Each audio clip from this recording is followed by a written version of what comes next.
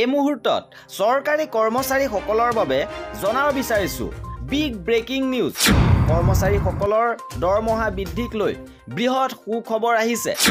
DA বৃদ্ধিক লৈ এই ডাঙৰ খবৰ আহিছে যে এবাৰ ডিএ বেচিক পেৰ লগত একত্ৰীকৰণ কৰা হ'ব। যেহেতু 50% ডিএ অতিক্ৰম কৰিব, গতিকে বেচিক পেৰ লগত একত্ৰীকৰণ কৰা হ'ব আৰু 10,000 টকালৈকে কৰ্মচাৰীৰ দৰমহা বৃদ্ধি পাব। গুৰুত্বপূৰ্ণ আপডেট আহিছে। সবিশেষ খবৰৰ বাবে ভিডিঅ'টো প্ৰথমৰ পৰা শেষলৈকে চাই থাকিব। কৰ্মচাৰীসকলৰ ডিএ অৰ্থাৎ ডিয়াৰনেছ এলাউৱেন্স চৰকাৰী কৰ্মচাৰীক মুদ্ৰাস্ফীতিৰ বৰ্ধিত প্ৰভাৱৰ পৰা ৰক্ষা কৰিবলৈ দিয়া হয় আৰু ছমাহৰ মূৰে মূৰে এবাৰ সংশোধন কৰা হয়, অৰ্থাৎ বছৰত দুবাৰকৈ এই ডিএ বৃদ্ধি পায়। মুদ্ৰাস্ফীতিৰ হাৰলৈ লক্ষ্য ৰাখি চৰকাৰে ডিএ বৃদ্ধি কৰে আৰু ডিএ গণনা কৰা হয় সৰ্বভাৰতীয় গ্ৰাহক মূল্য সূচকাংক AICPIৰ অধীনত। আৰু এইবাৰ ডিএ বৃদ্ধিক লৈ এটা গুৰুত্বপূৰ্ণ খবৰ আহিছে যে ডিএ আৰু ডিআৰ দুয়োটাই 50% অতিক্ৰম কৰিছে।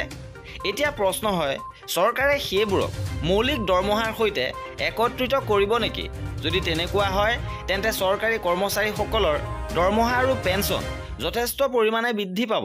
খবৰ অনুসৰি প্ৰতি মাহে 10,000 টকালৈকে বৃদ্ধি পাব পাৰে কৰ্মচাৰীসকলৰ দৰমহা। কৰ্মচাৰী আৰু পেঞ্চনাৰসকলৰ এই দৰমহা বৃদ্ধি পাব।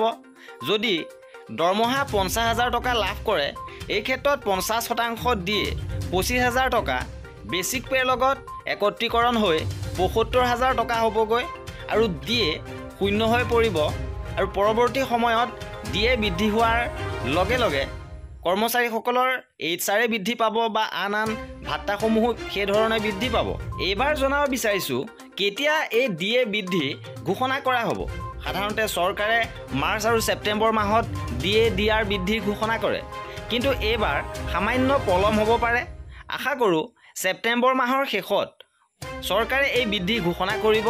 আৰু কৰ্মচাৰীসকলৰ প্ৰতিটো খবৰ পাই থাকিবৰ বাবে আমাৰ চেনেলটো ছাবস্ক্ৰাইব কৰি ৰাখিব। এয়া আছিল আজিৰ ভিডিঅ'টো শেষলৈকে চোৱাৰ বাবে বহুত ধন্যবাদ।